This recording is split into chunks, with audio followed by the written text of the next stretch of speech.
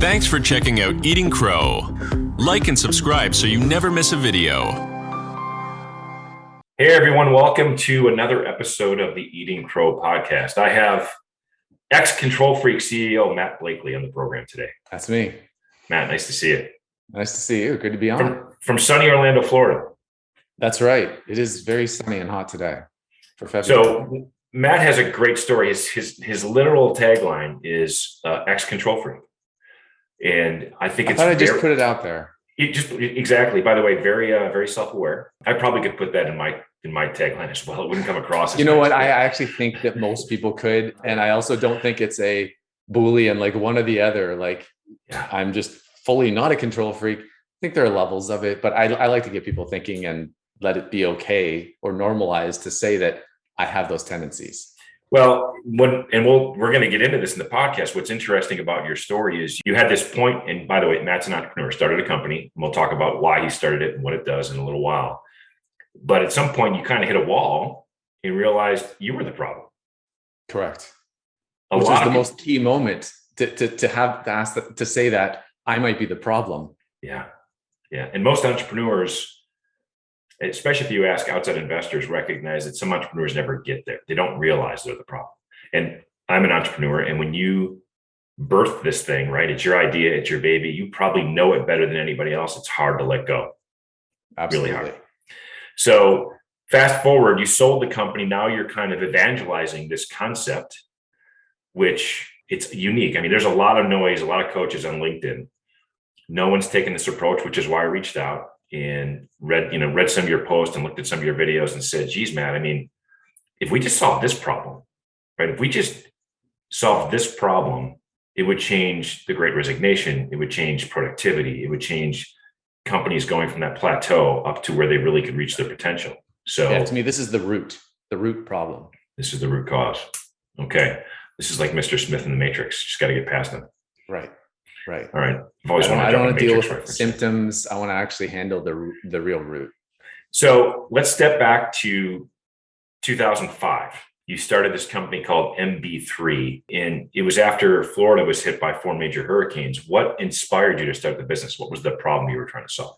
Yeah, I actually went out I had a friend, I went out to coffee with him that worked for the state of Florida government, and he was overwhelmed. This was after the first Hurricane Charlie.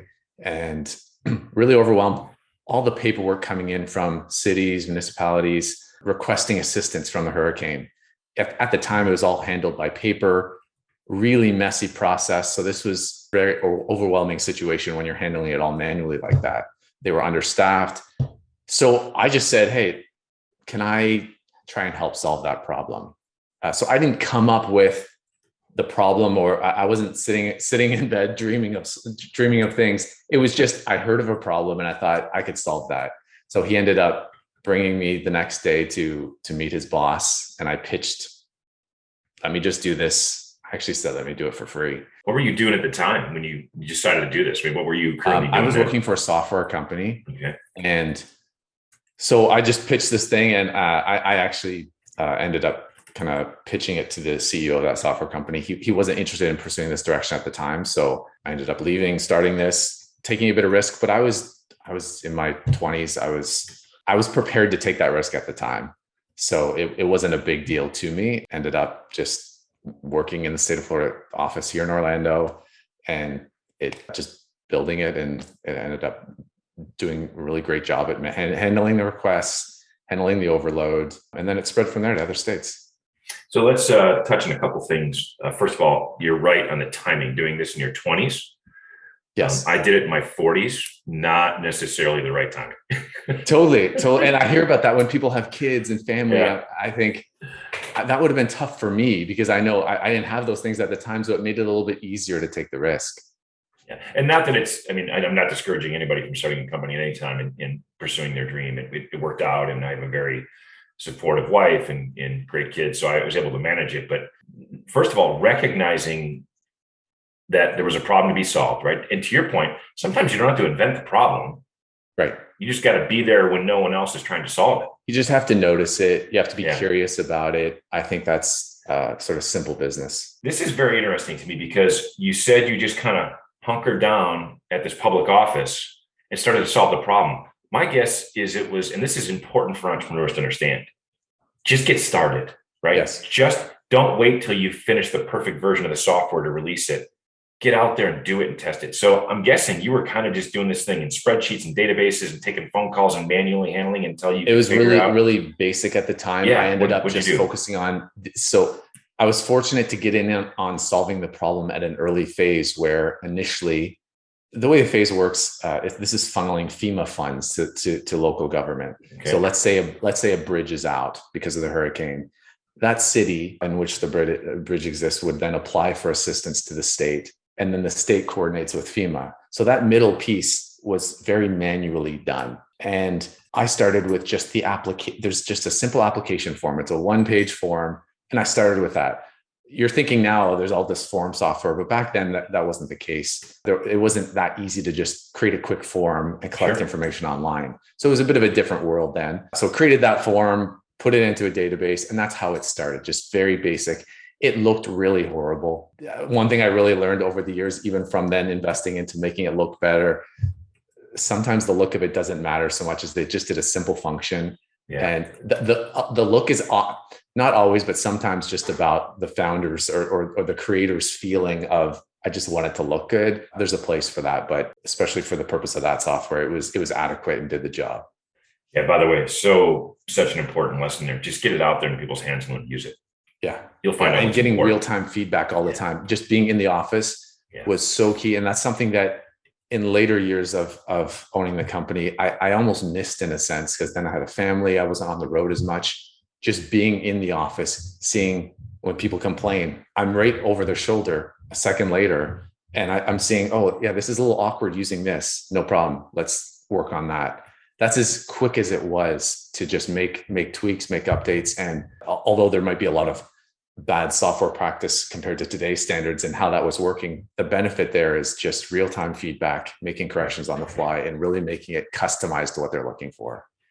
So you get this thing off the ground. It's just you kind of building out forms and automating some things. At what point did you realize, A, this is a business, and B, I need to hire some help? Yeah, it was pretty early on because I could see being successfully used, and there was a lot more to the process that wasn't managed in the software early on, and it was coming. So it works in phases. First you apply, then you go through some different checks and balances. And then when it gets to the financial part of it, now you have to be able to manage the finances to be able to coordinate with FEMA, send it to the local government. It gets more complicated in a sense as the process goes along. So I could see that was coming, and hired a couple people within 6 months. But my mindset at the time was very much as a software developer. Sure. That was my mindset. Okay. You brought some people in to help you understand the financial movement of funds in a software application between actually more just people like myself that were software minded. So I was in person. So I was interacting with the client, collecting the requirements, and then working with my team in a sense to give them pieces. And I would say that's step one of the problem, that I was the conduit for that information. Okay. So what that means is, this is sort of foreshadowing of what's to come, but if I'm the one that knows all the information on the ground, not because I'm smarter, not because I'm better, I'm just there and I have the information, I have an advantage. I can look like the one that knows everything because I'm there. So what they know is up to me. Does that make sense? It completely does. Yeah. And at some point you start to drink that Kool-Aid and realize everything has to go through me. Yes. Yes. Did you I see this in other leaders, CEOs, where they'll complain about maybe their team, and they're almost blind to the fact that they have that natural context advantage, until you realize that part of my job needs to be just sharing this stuff, whatever I know, because the higher you are with an organization, more access to information you're going to have. Right. So a big part of your job is just sharing that information so that people can make intelligent decisions based on that, like you can. Yeah. Did you at any point raise money, or did you bootstrap this and grow it the whole way? Yeah, bootstrap. Good for you. I had the advantage of an early client that was free at first, ended up paying, and then had a couple tough times in the first, let's say 2 years, but then Hurricane Katrina happened a year and a half after this. I started the company, and Hurricane Katrina was huge for the Gulf Coast states. So Louisiana, Mississippi, Alabama, they really, in a sense, didn't have a choice because it was such an overwhelming event for them to handle it. So they became clients. And were you able to scale? I mean, how did that work? I mean, sometimes it's a good thing. Sometimes it's a scary as hell thing. Like, oh my goodness, how do we manage this? Yeah, I don't think I thought a lot about it. I just went into execution mode. So I almost followed my previous pattern of, I would be on site. So it was those 3 states, and I would drive between those 3 states basically every week. I'd spend 1 to 2 days in each spot. Okay. And they're not those offices aren't exactly close to each other. So Right. it might be a 5-6 hour drive, do it late at night, start in the morning at the next place. Again, I was the one on site. I was just kind of following the past pattern of, let's just be there, which is great for the client. You're there for them, you're helping them. But from a leadership perspective, it's putting me in the middle of all the information, the whole situation. I am the bottleneck. That's just the way it was working. Yeah, I know in the first company I started, I didn't realize at the time, but I was the bottleneck as well. I was raising money constantly. Yeah. So like you, I would drive 6 hours to do one pitch, drive 6 hours home. Wow. I'm gone for 12 hours. And when I'm gone, no one's doing sales, no one's doing marketing, no one's representing the business. And I kind of half-assed, brought some people in to help me, but even when I brought them in, I didn't help them, right? I was not around to help them grow. Right. And I learned too late what it would take to properly scale a business with the right team. And we could have made adjustments and changes other places had we focused the right way to do that. But it was, was not front of mind for me. Yeah. And in a sense, scaling a business is as simple as becoming less a bottleneck. Yeah. That's a real oversimplification, but that's very often the case where you can identify 1, 2, 3 people where they're the bottleneck, and it's not going to scale beyond what they can do themselves. And that's why when you see people being the hero, working late nights, working all weekend, that's a red flag to me when I see that from a CEO. Yeah. Because that's just the mentality of whatever I can do, I just need to scale a little bit more, instead of how can I help other people become more successful so this thing can more naturally, organically scale. So your profile says it was around year 10 where you said you were kind of just on the treadmill. And I hate that it was a decade. I mean, that's a long time. like you said, when business is there, you feel like we're being successful until you wake up and look around you and go, maybe this isn't what success looks like. Totally. What was the moment or the series of moments in year 10 that said, geez, I got to make a change? How'd that happen? It was, I'd say, a series of moments, but somewhat a moment as well. It was pretty quick that I realized, for me, it was about, I wanted to scale the business really badly. At the time, I think there were around, let's say 5 to 10 people. I'm not sure the exact number. And I wanted to grow the business, but I could just tell mathematically with my own time, it just wasn't possible. I became very frustrated that how can I grow this thing? And I almost had an epiphany one day that the issue is me. I'm the bottleneck. And I don't know how to describe that anymore, because this is a moment that I'd love to inspire for other people to just think. And maybe the question is, could people just ask the question, could some of the lack of growth or could some of the issues reside with me? And that's why I'm so big on humility, because if you can't ask that question, that's going to hold back a whole lot of problems. So for me, asking that question, I think it might be me. And I realized I wasn't leading. I was really managing, directing, doing, and that you're going to be in the middle of that forever. But leading, it was a paradigm shift, complete paradigm shift that if I'm leading in a scalable, healthy, effective way, my success is more about I'm succeeding vicariously through my team. So I need to be setting them up to be excelling. And the more I can do that, essentially, the more I can accelerate growth. Yeah. Yeah. I had an interesting revelation. Unfortunately, I didn't come up with it myself. You can say you did. Yeah, one of my board members and advisors, and it was after a particularly difficult time during the business.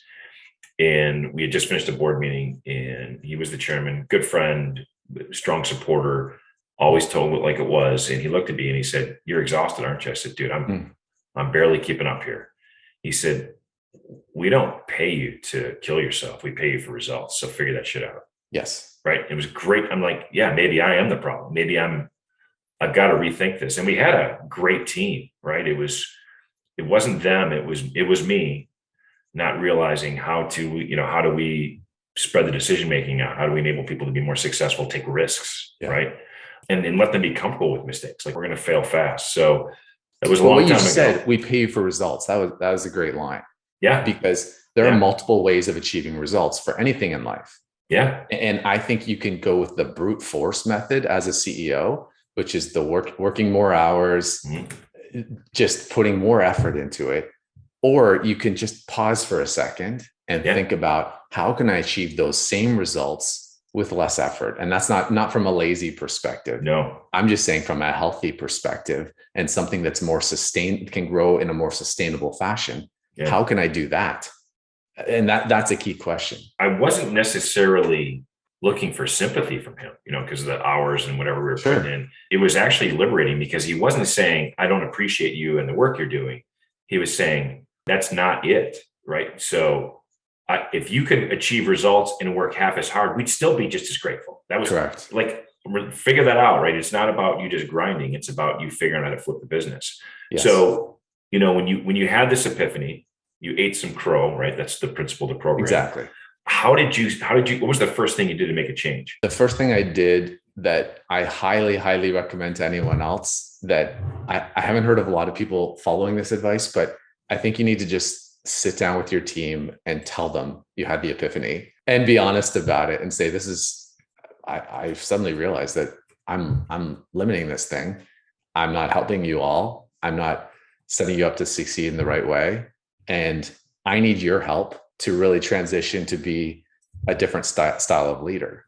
So number one, you're showing some humility and seeing people that you're acknowledging there's a problem, which I'm sure there's deep down inside just cheering, like, yeah, finally you see it. Yeah. But then you're inviting feedback, and you might have to do a lot more than just that to create an environment of safety where you get that feedback. Yeah. But that's a start. That's an initial event that sets the stage for feedback.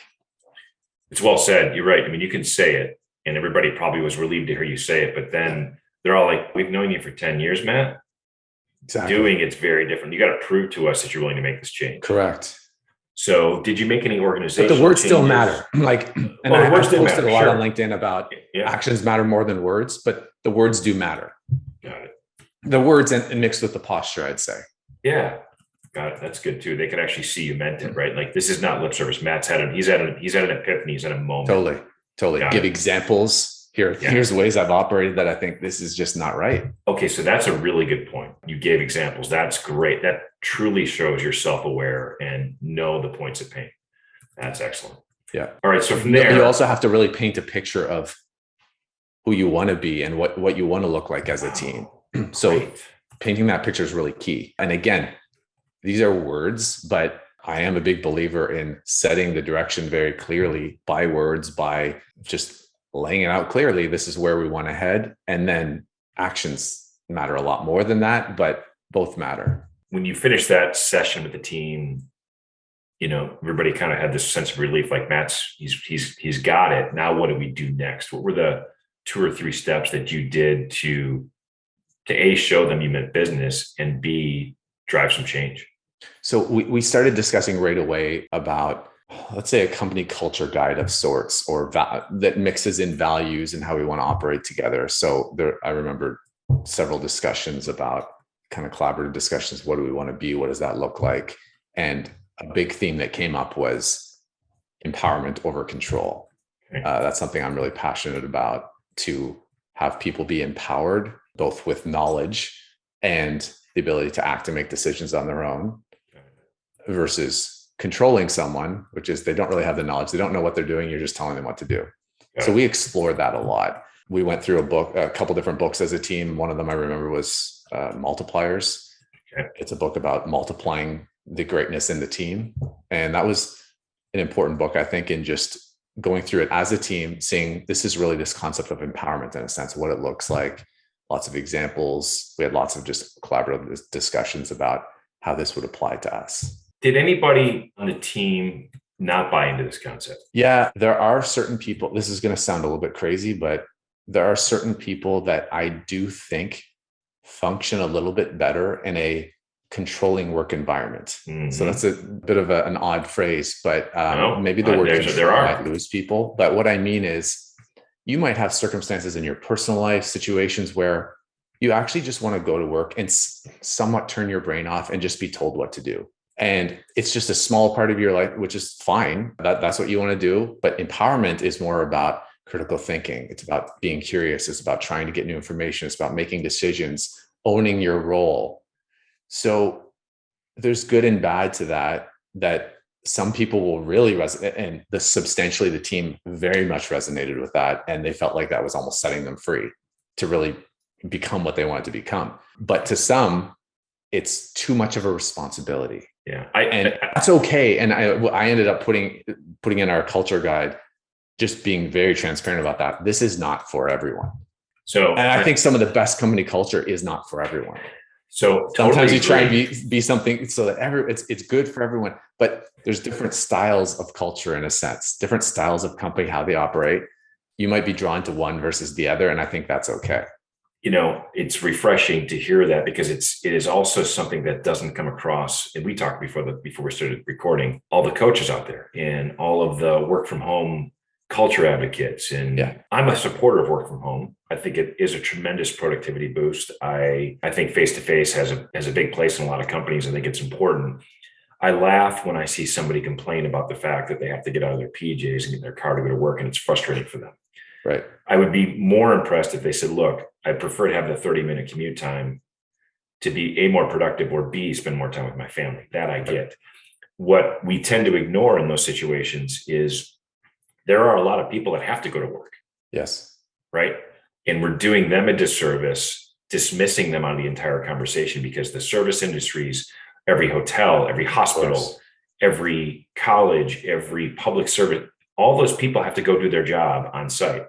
And for someone to get on a post and literally completely unknowingly and with lack of self-awareness whine about the fact that they had to commute to their job, I find insulting and demeaning, right? Yes. It's kind of popular to do that, though. It is popular. And in a way. It is. I love the post that says, if you're not allowing work from home, you're going to lose your people. Well, guess what? I think what that means is there are certain roles in any organization that make perfect sense to work from home, right? Sales, Definitely. Man, all day long, go work from home. There's a lot of office function jobs doing what we're doing right here that can be very highly productive. But let's not say that's the only way to do it. Correct. Right? Now, this advice, any advice for that matter, is usually missing context. Yes. And people don't even really care to dive into the context. Well, you're absolutely right. I actually consulted with a company who took the culture thing very, very seriously. Mission, purpose, values. And sometimes I see it as you do. It's lip service. These people they meant it. Like, it was at the core. But there were certain roles and certain people in the company that did not care. Don't draw me with the 4-hour lecture on our mission and values. I come to work to do my job. I want you to pay me well, but I don't care. And you have to respect that, right? You have to appreciate that's not what drives them, right? Yeah. Work is a way to provide an income for their family. And I think you can go to a certain extent where, by the way, any culture, any work, you are not my family, right? Yeah. I mean, this is not my family. No. And that's hard for people. They want to make it so family-based. It's not, right? You do a performance review with your kid and they didn't do their job, you can't fire them. No. Right. No, you can't. You're in all the way and you love them differently, everything else. So I think it's but that great. Ties into what we talked about with the styles of culture. Yeah. There are companies that want to operate substantially like a family. And it's a really nice, sweet thought. And their intention is to just treat people like family. I don't know, maybe their families are perfect. Like, just treat everyone it's just this happy world. And there's a lot that I like about that, treating people nicely. There's a lot that's really good. And I think the heart is good behind it. But I tend to be in a bit of a middle section where I'm not about full on burn people out excellence, do whatever you can to get the job done. Right. But I'm also not about, just all people first. I'm in the middle. And generally people these days, with so many polarizing conversations, don't do well with middle ground. And I think companies have to walk that up to a certain degree. Every company falls on this spectrum between people first and excellence. There's somewhere on it. You're going to hear people on LinkedIn that are all about, like you said, no commute, all these things that are really strongly on the people first side. And I like a lot of that stuff. And then you're going to see many companies, they don't post this on LinkedIn, but they're really just excellence focused. Yeah. They're going to burn people out. They don't really care. Maybe they're investor funded. They're just about making profit. Part of my point is that I just want companies to be transparent about where they are on that spectrum. Just tell me we're over here and we're just all about excellence. And if you're down for that and you just want to come, work hard, try and rise to the top, make more money, sign up for it. Great. And that's not my thing, but just be transparent about it. Yeah.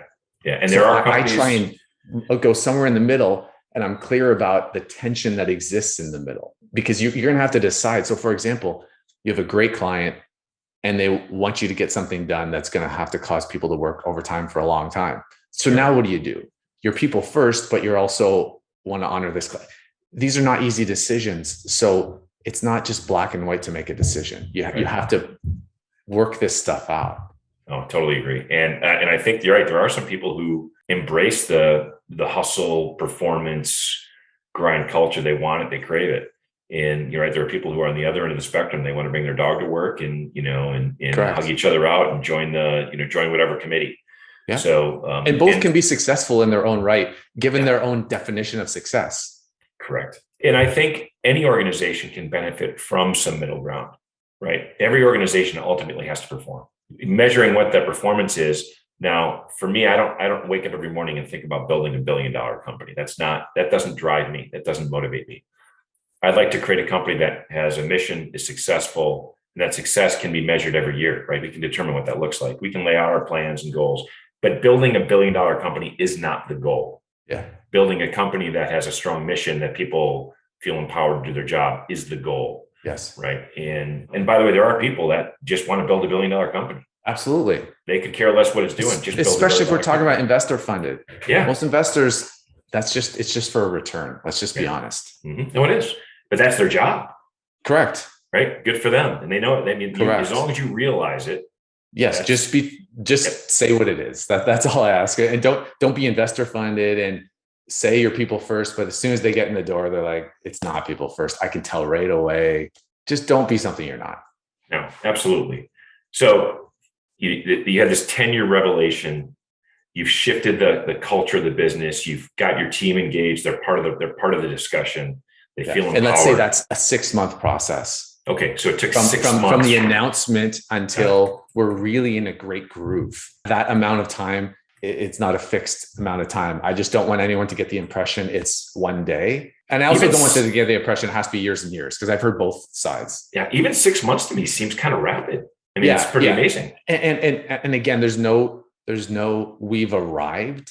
That doesn't exist with culture. I don't care what anyone says. There's no, we've just nailed it, done, check. That's not how it works. I'd say we've substantially aligned with where we're trying to head is maybe better. That's a little complicated, but the idea is that we're close enough that we're starting to track the right way, and we have to stay on it. We have to stay monitored. We have to stay hiring in alignment with what we're looking for. We have to keep having conversations about where we're falling in the spectrum. This is an ongoing part of working at a company, part of leading. What was the first sign that things were starting to track the right direction? I think a real tangible sign for me personally was just my hours were going down. And that's something I've seen in other CEOs that I've worked with, that they might have been working evenings, weekends. And as they start to really see their team empowered and hand over real authority or real ownership, they start to see they've got less on their plate. And I could see that I was freed up to mingle more with the team, or after a meeting, pull someone aside and say, hey, I really loved how you did this. Let's talk about this, or give some feedback. I had margin to actually think about everyone else in the room. Yeah. And most CEOs really don't have that margin. And it's hard for me to convince them that it's important. And it sounds very much on that people first side of the spectrum, like, just love people, care about people. But that's where real productivity happens, because your time is fixed. What you can produce is fixed. So if you're thinking about everyone else and how you can maximize the team at large, you're going to make far more impact, both business impact and just personal impact. But I don't want people to get to make it cloudy that it's just all this people first activity. This is for business impact. When you think about the fact that you found time in your schedule to think about bigger things, moving the business ahead more strategically, and like you said, focusing on driving productivity to the whole team by letting them do the same thing. Yes. What were the first business metrics that started to show change? Right around that time, we also were just taking on a lot more work than we had before that. And we were just much more able to absorb that. And then we started hiring quite a few people. And that was just compared to previous hiring or previous work that came in, it was just a lot more natural to both be able to find the right people, to get them onboarded, to know that we have to focus on them, getting them as much context as possible. So it's really just seeing that the team was a lot more effective with handling sort of the ebbs and flows of work, and just the capacity to take on more, I'd say. So I often use the phrase, this empowerment over control helps position you for growth. It doesn't guarantee growth, but it positions you for growth. It's a great phrase. It's a great phrase. So it happened to be good that you decided to have this eating crow moment at the time you were ready to take on a lot more business. Yeah. Yes, it was very good timing. I think we would have collapsed if it was the old way. True. If you were really the bottleneck, you would not have been able to absorb it. Correct. And it would have frustrated everybody around. So you do a bad job. And this is what you'll see evidence of this in many companies. They do a bad job. They annoy clients. I see this almost every day when I'm working with my bank. You can just see the evidence of things falling through the cracks where I just think people have taken on companies have taken on too much. They're not capable of executing at a high level at that scale. By the way, visible evidence, I'll give you a great example. A couple of weeks ago, I needed literally a $3 part for something I was working on in my garage. And for some reason, I went to Lowe's Home Improvement, which I normally don't go to for this very reason. I just found myself in the parking lot and said to myself, what am I doing? I walked inside. Number one, they didn't have the right part. So I had to buy a $10 part to do a $3 job, which was frustrating to me. I walked up to the front of the store. Not a single register was open. Yes. And there were 35 people in line to self-checkout. Yeah. At 9:30 on a Thursday. Okay. So the part back and left and drove a half a mile to Home Depot. Walked in. Someone said, hey, how are you doing today? Yes. Found a $3 part, walked back up to the front, 5 registers open, maybe one person in line at 3 of them, walked right through. And there was a woman standing by the self-checkout assisting anyone that needed help. Mm-hmm. Same market, same basic talent requirements, completely different business philosophy. But then so then I'd ask, which company do you think is making more money? Because one has less staff, they have to pay less. The other, you have to pay more staff, but one's losing clients constantly, I'm sure. Oh, absolutely right. And it wasn't that way when Lowe's first came to market. Right. Home Depot was here first. Lowe's built and did a great job of trying to create that customer experience. They're a local North Carolina company, right? I want to support that, but I can't give them my business anymore. Right. Because Home Depot recognized we need to change our game. Yeah. They focused on the details. Their self-checkout is a much better experience. The fact that there are people walking through the store assisting you anytime. And I would tell you their staffing is probably not significantly more than Lowe's. It's just better position and better thoughts. Yes. So again, it's that mindset of and by the way, those people are empowered to help you. Right? They were empowered to make decisions on the spot and take care of it. By the way, go to a restaurant and you're wondering why your food's taking 45 minutes. Hard to find. You'll see this everywhere, every industry, everywhere. Banking, lawyers, taking on too much work, not effective. It's really obvious to me, but yet it's just so common. So Matt, let's say a company on the street from you in Orlando meets you at a coffee shop and says, I want you to come in and speak to my team. I feel like we're stuck in the same place. This is a trick question because you don't have enough data, right? But if you're sitting in front of the leadership team, and similar story, 15-year-old company stuck, not making traction. Yes. You see good people around you, right? It's not that they don't have good people. Mm-hmm. What are the first things you tell them to A, look at and B, change? I would need to know, I'll just ask you one piece of context. Is the CEO open and humble enough to accept some feedback? Cautiously, yes. I'll take cautiously, yes. Yes. I'll take it. Yep.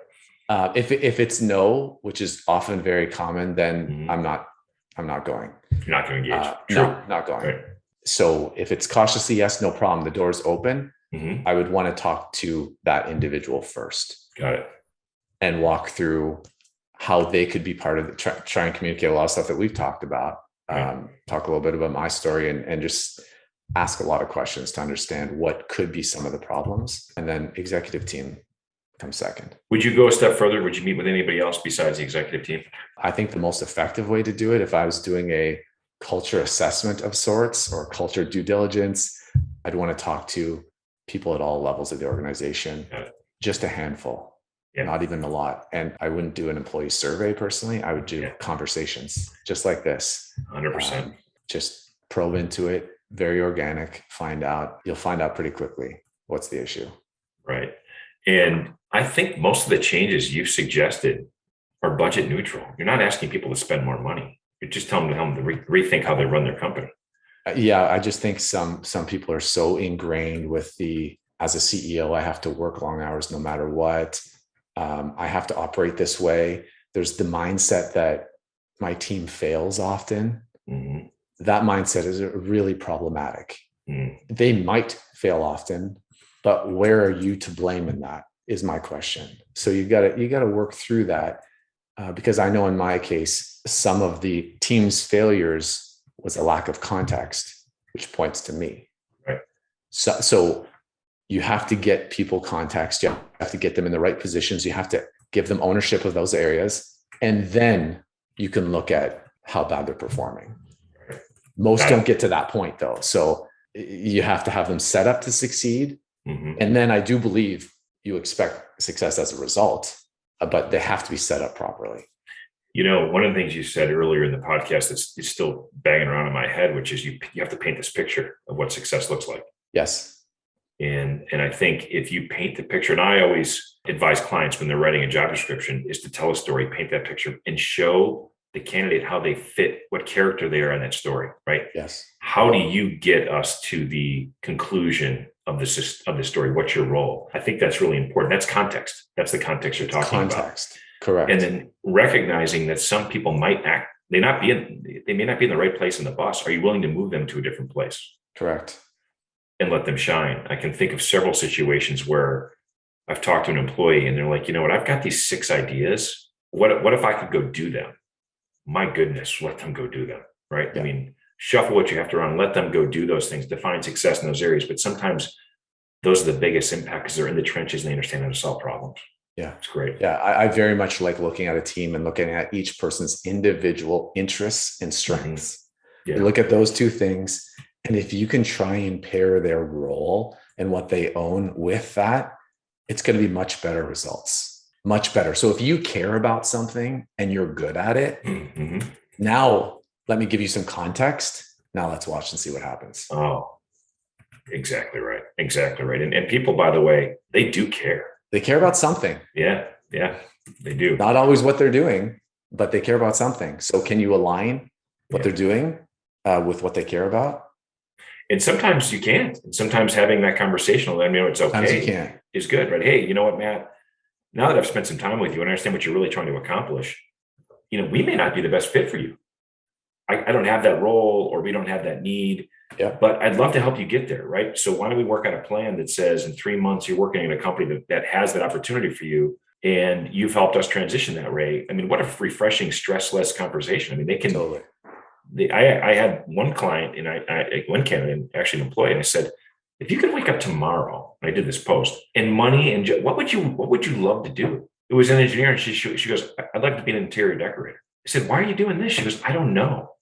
Yeah. I mean, I went to college for it. I think everybody expected me to. I don't find joy in this. They said, well, why don't we help you get a job as an interior decorator? I know 3 people that run businesses like this. I'll make an introduction tomorrow. She's like, really? I'm like, heck yeah. Yeah. Right? Because you would free up a spot in our company to find somebody who's really aligned with this role. Yeah. And then you're going to be happy. And somehow all that karma is going to come back for all of us. It's just the right thing to do. Yeah. So it doesn't always you also see, you can see on LinkedIn by people's headline often what they care about. So you look at their headline and they'll say, helping this person do this. And then you look at their work experience and you see, oh, they're executive for this company. Mm-hmm. And you realize what they don't like is being executive for that company. What they like is helping people do X and Y. Sure. The second they can help enough people do X and Y, they're out of the other position. That's just the way it's going to work. Absolutely. So can you get people in a place in a company where they're passionate about it, they care about it, which has a lot of different components to it. It's not just, am I interested in the thing? Like, am I interested in sales? That's one component of caring. Another component is the work culture healthy? Do I even want to be here? Do I jive with where they fall on the spectrum of excellence and people first? So is it a healthy environment? Is my boss someone that tries to get the best of me, that's supporting me? All of those things lead to, do you care about the work you're doing? So the more you can invest in what helps a person care about it, the better results you're going to get. Yeah. And I think caring and performance can coexist. Some people don't think they can. And the way I look at it is, I have 10 people in a team. If they all know that we truly care about their success and happiness, yes. And sometimes that may mean it's not with us, because there would be somebody else outside the organization that would align with this. Correct. So you're better off getting those 2 people into a place where they can be happy and successful and backfilling them with someone who aligns with what you're thinking, than continue to have them be miserable. It drags down the whole team performance. Yeah. And having that open conversation can be liberating. To your point, Matt, it may take a while for that trust to build, where they feel like that's actually doable. Yes, that's right. Got it. So fast forward, you guys make this change. Things are going well. You have an opportunity to sell the business. How did that come about? Yeah, I wasn't seeking to sell the business. I wasn't trying to. Just actually two people came within 2 weeks of each other, which was very odd, because that wasn't happening constantly. Right. And ended up one offer that just made a lot of sense. It was good partnership. So I decided to go for it. And it was also a time in my life where I was really wanting to use the phrase at the beginning of this podcast, evangelize some of these concepts. That's how I feel about it. I don't really know what that looks like, but I definitely like talking about it, posting about it on LinkedIn, because I would like more CEOs to get exposed to this paradigm shift and what it could do for them, both personally and professionally. So there's something in that for me that I want to figure out the way I can help people in that area. As a former control freak, drowning CEO, I can tell you, I felt like I was treading water every day and could barely keep my head above it. Yes. I didn't make time for mentorship and hearing input from other people for years at a time. My reading stopped. I mean, I just stopped learning. I was just doing so much doing. Yes. And self-awareness is a really important thing, right? You may think that people are aligned with your vision and your strategy and your process. You may have no idea how much they are not, right? So getting that input and opening up to these concepts is great. How can I'm gonna put a link to your LinkedIn profile in the show notes, so people can find you and reach out and say, hey, Matt, can you help? Right. Awesome. And you just inspired my next post about treading water. That was good. So thank you for that. Well, good. The podcast host has to offer something valuable at some point in the show. Love it. What I really enjoy about doing this is getting on the air with people and then being more inspired than I thought I would be. Yeah. Right. Hearing the true That's story. awesome. I love that. Yeah. You've got the best thing about it, you've done it, you've lived it. Right. So when you sit in front of somebody and say, hey, here's the thing you may not be aware of, you've been there. Yeah, totally. It's really helpful. So best of luck. I'm kind of helping to continue to build out your voice. I will be myself an advocate in sharing this with other CEOs that I talk to and see if we can drive people your way so they can make the mistakes before they have to eat the crow. Love it. It's been a pleasure being on. Yeah, I appreciate it. Thanks again, Matt. Thanks for checking out Eating Crow. Like and subscribe so you never miss a video.